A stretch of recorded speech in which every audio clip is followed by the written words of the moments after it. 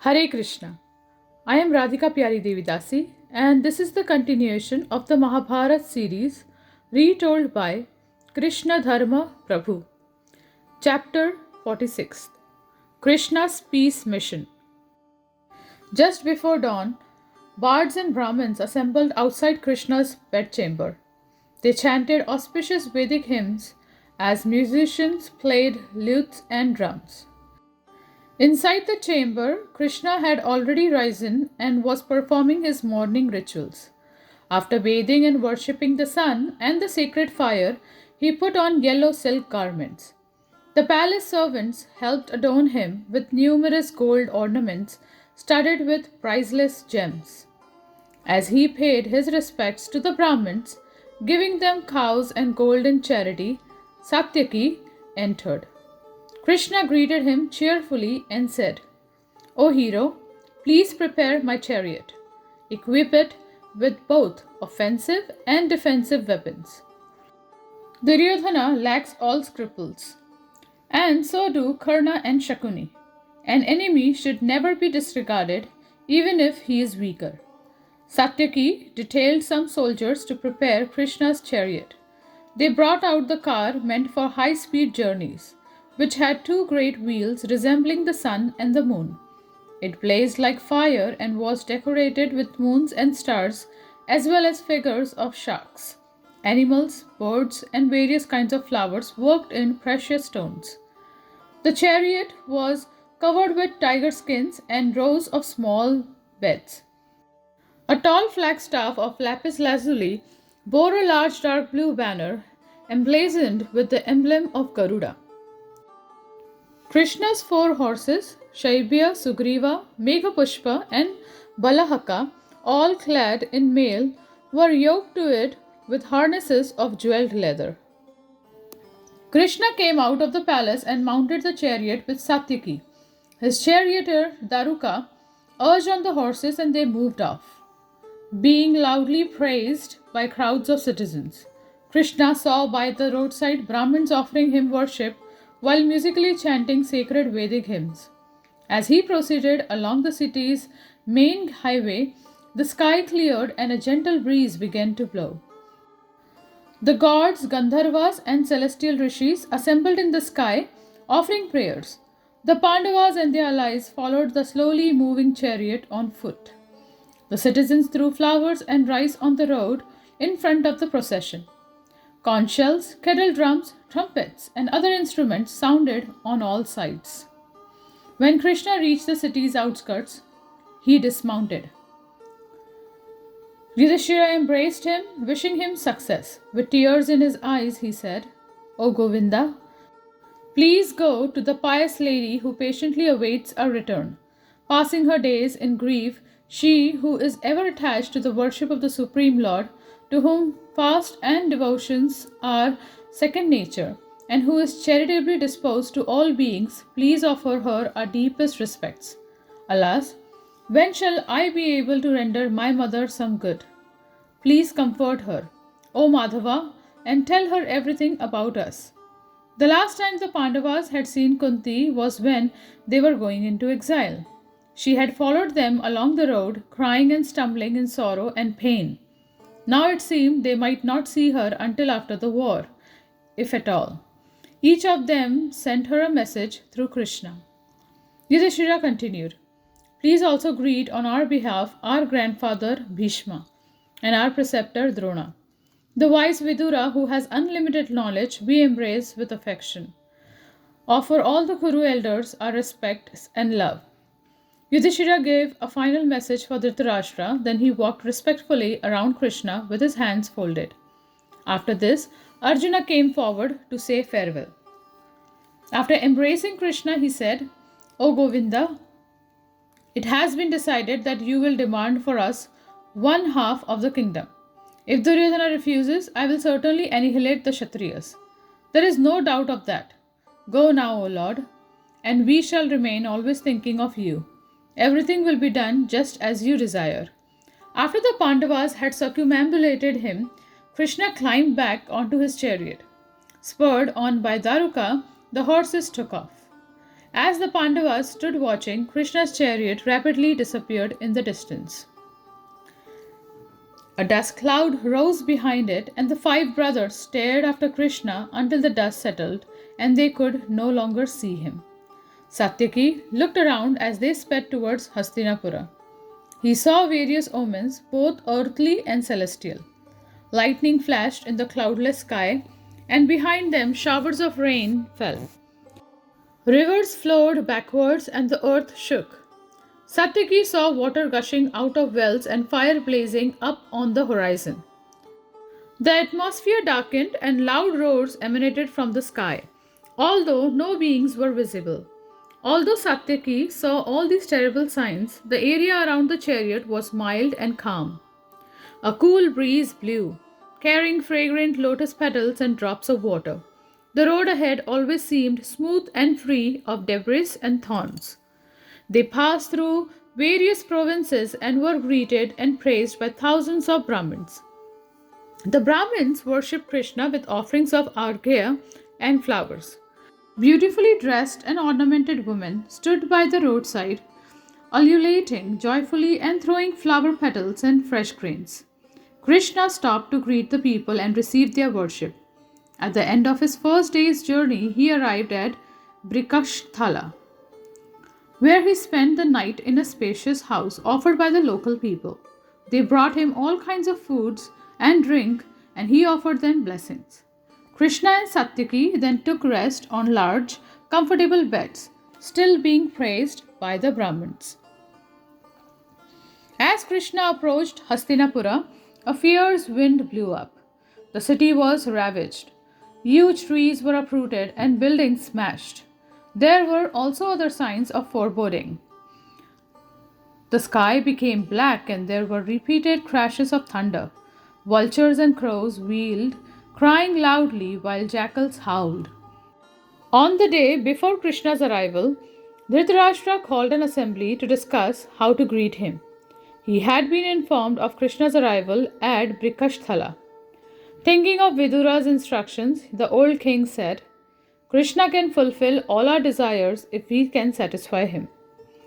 On him, the world's course depends.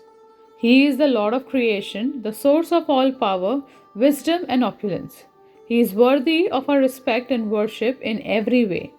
Indeed, if we do not respect him, then misery will ensue. Let us prepare a welcome for him befitting the gods. By pleasing him in this way, we will obtain the fulfillment of our desires when he arrives.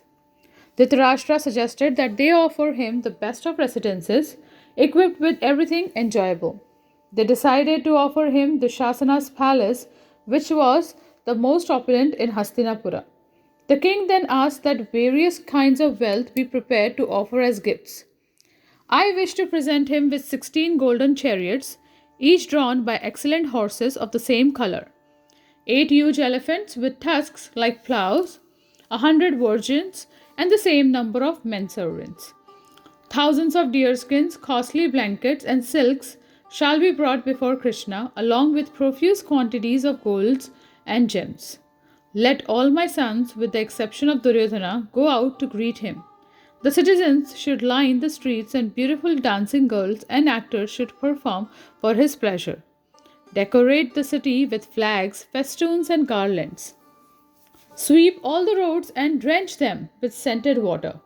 Tomorrow we will declare a festival in honor of Keshava.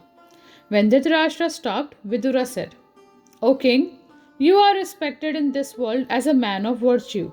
Old in wisdom and knowing what is right, you desire to please Krishna. This is good, but in my opinion, you are not properly motivated.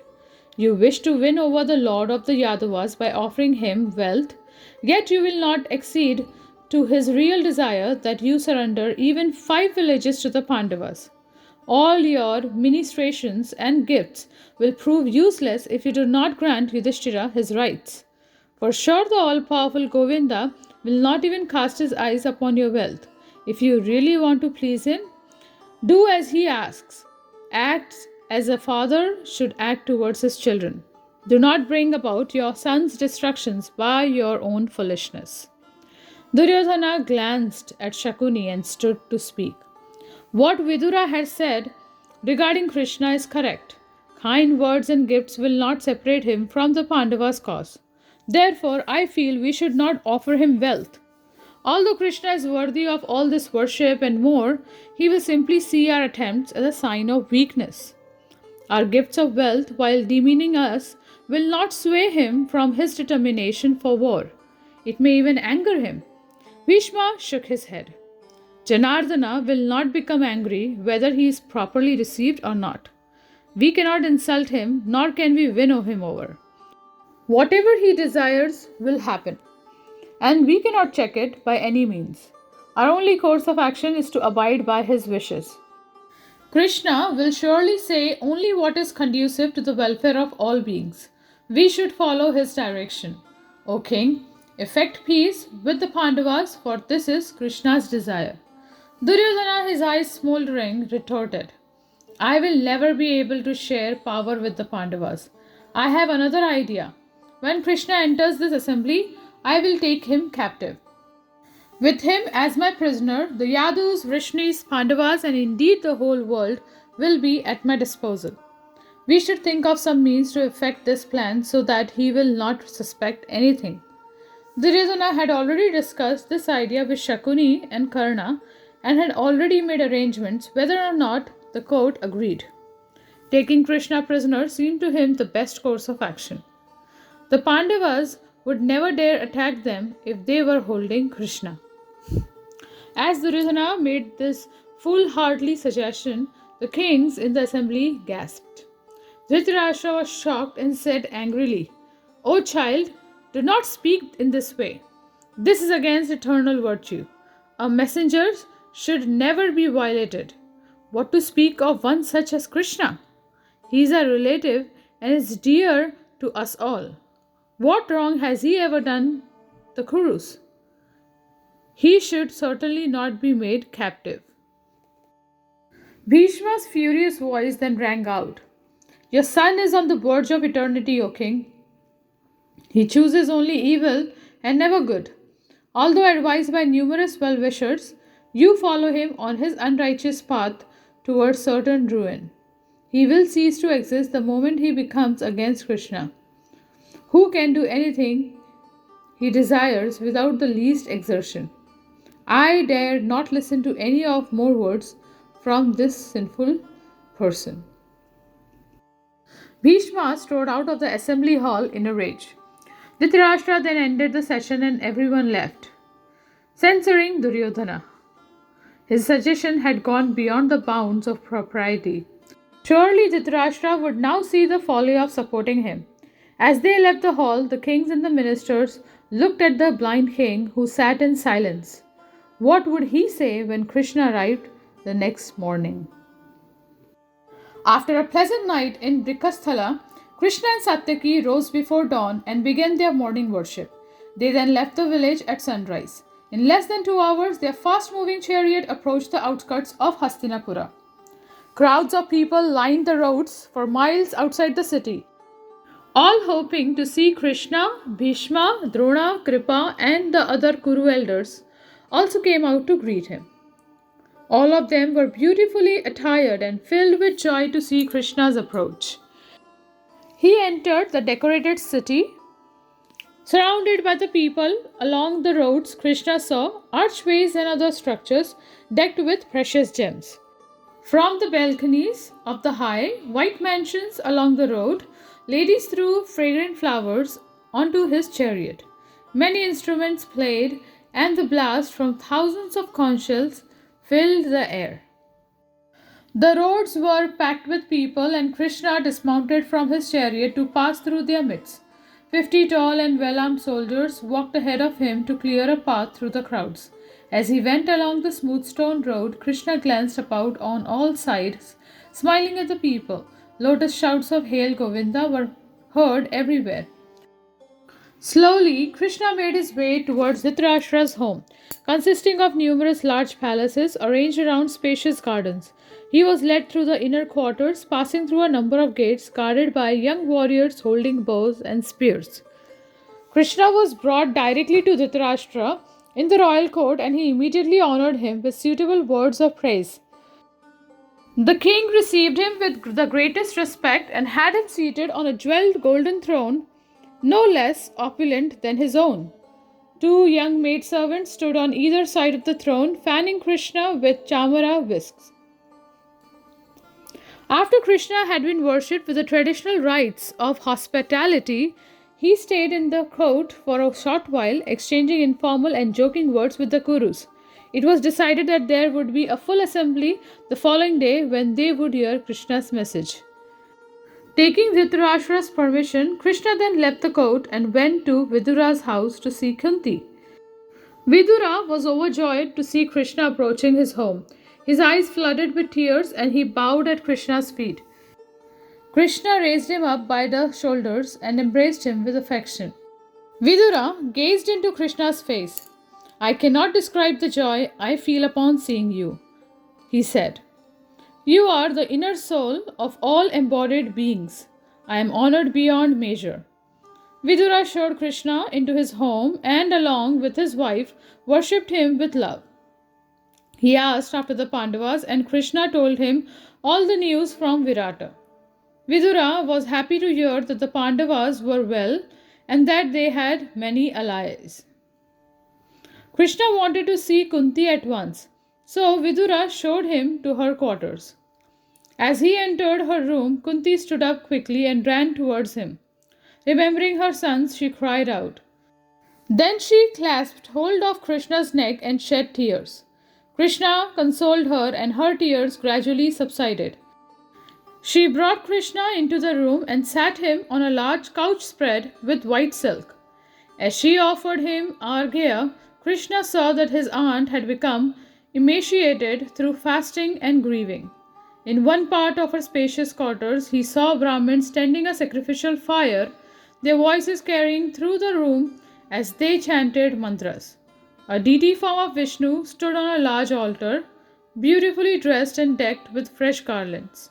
Incense burned on the altar and its pleasant fragrance filled the room. Kunti had not seen Krishna since before her son's exile. Sitting near him on the couch, she poured out her lamentation, her voice choked with sorrow. Tell me, how are my sons? O Keshava, those pious boys, even from their childhood, were attached to serving the elders, were humble, kind, and always wished for each other's welfare. But they were robbed of their kingdom and sent to the forest. How cruel is fate! They have brought wrath and joy under control, are devoted to the Brahmins, and are speakers of truth. Yet, abandoning their wealth and opulence, they lived in exile.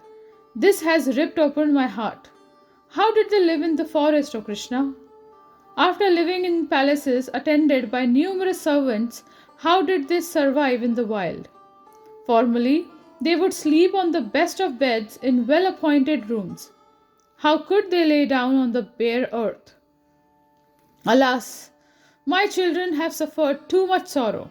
Deprived of their father as young boys, they then had to leave their mother and all their friends and relatives. Kunti lamented at length. She described each of her sons, her voice rising and falling in grief. Shall I ever see them again? She cried. O Achyuta, tell me how Draupadi is faring. She is dearer to me than all my sons. That noble lady preferred her husband's company to that of her father and sons. It seems one does not necessarily get happiness as a result of virtue, for she is the most virtuous of all women and yet has had to suffer unbearable misery. When I remember how she was dragged into the assembly, my heart feels such agony. Nothing has ever given me greater pain. Dragged by that dishonorable and covetous wretch, even as the Kurus looked on, she found no protector other than Vidura. The virtues of the high-souled Vidura are an ornament for this world. Kunti's choked voice trailed off and she sat weeping for some time. Krishna looked compassionately at her tear-streaked face. Even in old age, she was still beautiful, her fine feathers highlighted by her white widow's silk covering her head. She had not decorated herself since Pandu's death, but still she bore a regal splendor and was obviously noble. Taking several deep breaths, Kunti regained her composure and went on. When my sons were born, the gods spoke from the sky.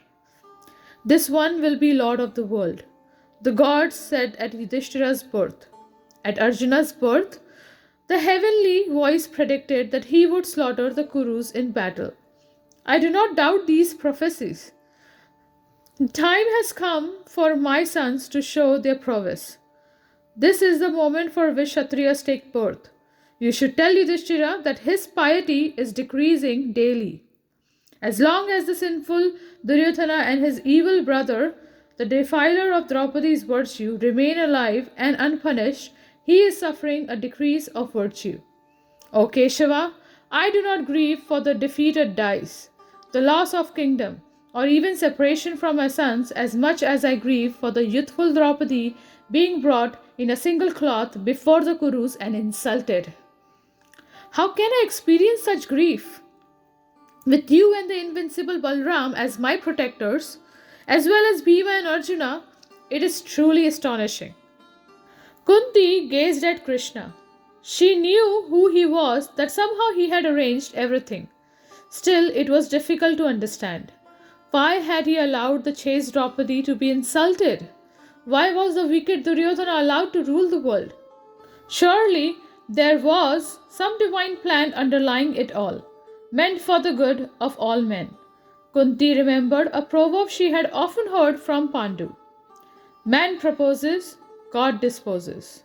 She had also received instructions from the great Vyasadeva and other rishis, who had given her a transcendental understanding of the Lord's nature.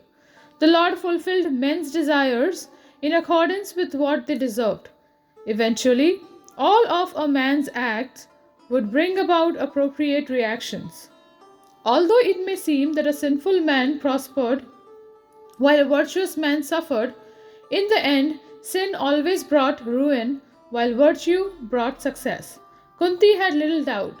The destruction of the Kurus was imminent. Krishna consoled his grieving aunt. O Kunti, what woman is there in this world like you? Born of a noble family, you married a lord of the earth and have given birth to 5 great heroes. Your sons are like virtue personified. They have controlled sleep, laziness, anger, joy, hunger, and thirst. They do not desire any mean pleasures. The happiness belonging to those possessed of true power is all they desire. The greatly powerful seek either extreme happiness or extreme suffering, and they accept nothing mediocre. Either they rule the earth or they practice severe asceticism. Your sons have made this same choice. The time has now come for them to assume rulership of the world. You will soon see them in good health, with all their ends achieved, installed as kings, and surrounded by prosperity. Krishna conveyed to Kunti all of her son's messages. Comforted by his words, she replied, Whatever you think is right and whatever you wish to be done should be done without delay, O Keshava. Surely you are the greatest well-wisher of the world. O chastiser of enemies, I know the truth of your existence. You are the unlimited Brahman, the original and supreme person in whom resides all power and opulence. Everything depends upon you. What you have said must come to pass, for truth itself depends upon you. I bow to you and pray for your everlasting service. O Govinda, please be gracious to me. Krishna smiled and spoke a few more consoling words before rising to leave. He walked around Kunti, offering his aunt the same respect due his mother. Leaving Kunti's quarters, Krishna returned to Duryodhana's palace.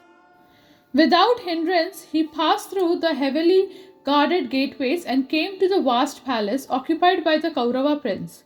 It was comparable to Indra's abode, appearing like a mass of clouds and as high as a mountain.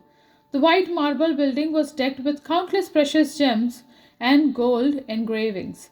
Krishna entered and went along the white corridors, which were decorated with golden images of the gods. He passed through 3 large divisions of the palace, each designed and decorated in a different mood, and at last reached the central hall. There he found Duryodhana seated amid 1,000 kings and warriors. Next to him were Shakuni, Karna, and Dushasana. They all rose to greet Krishna as he entered the hall. Duryodhana came down from his elevated seat and welcomed Krishna warmly. He showed him to a large throne covered with an exquisite silk carpet and soft white cushions. When Krishna was seated, he personally worshipped him and offered him the traditional gift of a cow. His brothers also came and worshipped Krishna along with the other kings. When the rites were complete, Duryodhana folded his palms and said, "We are honored, O Govinda. What can we do for you? You may consider this white kingdom and all our wealth yours. Please be gracious and accept an invitation to dine with us. We have prepared Dushasana's palace for your residence, which is superior even to my own. I will not eat with you, O hero, nor shall I stay in Dushasana's palace." Duryodhana smiled and spoke with forced humility. "Why do you refuse our invitation, O Janardana? Are we not as dear to you as the Pandavas? Surely you see both parties equally. Your relationship with Dhritarashtra is as close as your relationship with the Pandavas. O Madhava, please tell me why you will not accept our hospitality." Only those messengers who have gained their objectives should accept the hospitality offered by those who have received this message. He raised his long arm and held out his palm towards Duryodhana. "After you have fulfilled my wish, you may entertain both myself and my followers." Struggling to control his anger, Duryodhana replied, "It is not befitting that you treat us so, O Madhusudana. Whether your objects are achieved or not, we are bent upon pleasing you with our hospitality. You have denied us that opportunity with no good reason. O best of men, we feel no enmity towards you and therefore cannot understand why you snub us in this way." Krishna was grave. "I never abandon virtue from motives of desire, anger, hate, or attachment. One should eat another's food if there is love between them, or if he is in distress. O king, you do not please me, and I am not in distress. For no reason you have borne malice towards the Pandavas from their childhood. Your cousins are virtuous and devoted to the good of all beings. Whoever bears malice for such blameless men bears malice towards me. He who follows the virtuous follows me. Know that I am merged in the Pandavas and cannot be separated from them." Krishna looked intently, but without anger, at Duryodhana, who frowned. "O Bharata, whoever becomes antagonistic towards a virtuous man impelled by lust or anger should be known as the vilest of men. He does not keep his prosperity for long. On the other hand, he who wins over virtuous men with services and kind words, even though they may not be dear to him, gains great renown in the world. Your food is defiled by wickedness. I will not eat it. I prefer instead to stay with Vidura and eat his food." Leaving Duryodhana fuming, Krishna left the hall and returned to Vidura's house. All the Kuru elders visited him there. They each offered him their own abodes, but Krishna thanked them and replied, "I am honored by the offer, but I am content to stay with Vidura." Krishna and Satyaki happily ate whatever food was prepared by Vidura's wife, after first offering a portion to the Brahmins.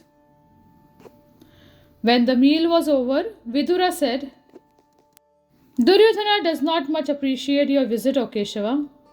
That wicked-minded fool transgresses all religious codes. He is incapable of accepting good advice and is bound for destructions. In his opinion, he is wise, but he follows nothing other than his own desires. He is an enemy even to his friends. Having abandoned virtue, he is fond of untruth and is simply a slave to his senses. He will certainly ignore your advice." As Vidura spoke, his wife came into the room and offered Krishna herbs and fragrant spices to purify his mouth after eating. She lit incense and took up a chamara whisk to fan Krishna. He smiled at her and told her to sit with her husband. Duryodhana has full confidence in Bhishma, Drona, Kripa, Karna, Ashwathama and Jayadratha. With his armies at the ready, he does not even think of peace. He thinks the Pandavas will not be able to even look upon his forces. Lacking all intelligence, he has firmly resolved to return nothing to the Pandavas. Vidura did not like the idea of Krishna going into the Kauravas' assembly. He knew that he would only be insulted and even abused. Although Vidura knew Krishna to be beyond insult, out of love he did not want to see it happen. Nor did he want the Kurus to be further blighted by sinful reactions due to their offenses. Duryodhana suspects your motives, Vidura continued, as he pressed Krishna's feet. He will by no means listen to your submission. Surrounded by his chariots and elephants, he feels invincible. He now considers the kingdom to be his and his alone. He thinks you are biased towards the Pandavas. Many of the kings following him are already your enemies. Out of fear of you, they have joined with Duryodhana. All of them are delighted at the prospect of fighting the Pandavas. How can you go into their midst, O crusher of enemies? Although I know your true position, power, and invincibility, still I cannot see the purpose of your going there simply to be ignored. I speak only out of love, reverence, and friendship. My lord, what is the use of describing the joy I feel upon seeing you? You are the supreme soul and the very life of all beings. Krishna reached over and clasped Vidura's hands. You have spoken with wisdom. You have spoken as a friend should speak to a friend. Your words are conducive to morality and worldly good, like the advice of a father or a mother. What you have said is true, but listen to my reasons for coming here. Knowing full well of Duryodhana's hostility and wickedness, I have come here to do something virtuous. He who liberates these men from the clutches of death will earn great religious merit.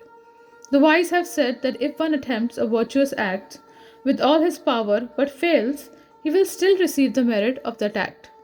Therefore, with all sincerity, I will seek to establish peace. This calamity has its roots in the Kurus, for it has been brought about by Duryodhana and Karna. Krishna rose from his seat and walked slowly across the room, his gold ornaments and jewels glinting in the light of the oil lamps. If one does not try to save a friend from impending calamity, then he cannot be called a friend. A friend should pull one away from acting improperly, even if it means seizing him by the hair. Therefore, it behooves me to try to dissuade Duryodhana from his purposes. If he disregards me, at least I will feel that I did all a friend could do. If the fool does not accept my advice, then he will have only himself to blame for the consequences. Nor will men blame me for having failed to effect peace. If without sacrificing the Pandavas' interest, I can bring about peace between the cousins, then I will have done good to both parties. Otherwise, not even all the rulers of the world can stand against me any more than small animals can stand against an enraged lion. Krishna spoke with Vidura through most of the night. They rested briefly. Then, as dawn approached, bards assembled outside Vidura's house and recited hymns from the Samaveda to the accompaniment of cymbals, drums, and conch shells. Krishna rose immediately upon hearing the sound. He performed his morning ablutions and went through his usual morning rituals, chanting incantations to the fire god and worshipping the sun as it rose. Even as he performed his morning devotions, Duryodhana and Shakuni came to see him. With folded palms, they informed him that Dhritarashtra and the other Kurus were in the assembly hall. They are awaiting you even as the gods in heaven await Indra. Krishna replied that he would soon be ready, and Duryodhana said he would wait outside. After he and Shakuni had gone, Krishna distributed charity to the Brahmins from the many chariots filled with riches he had brought with him to distribute. He gave gold, gems, and fine cloth to numerous Brahmins, then prepared himself to go to the Kuru assembly. Daruka fetched his chariot and it approached Vidura's house with a deep rumble. After circumambulating the sacred fire and the Brahmins, Krishna left the house. Krishna, Satyaki, and Vidura mounted the chariot and it moved off. Duryodhana and Shakuni followed in their own chariot. Behind them came Kritavarma and other great warriors, some on chariots and others on elephants. Brahmins went on foot, chanting auspicious prayers, and musicians played their instruments. Thousands of young warriors came behind them, dressed in armor carrying swords, lances, and axes. The streets were packed with citizens, all hoping to catch a glance of the famous Krishna. Balconies were crowded with women who gazed down on Krishna's chariot as it passed. They filled the air with a continuous stream of many colored flower petals. Thus ends the 46th chapter of the Mahabharata series, Krishna's Peace Mission. Thank you very much. Hare Krishna.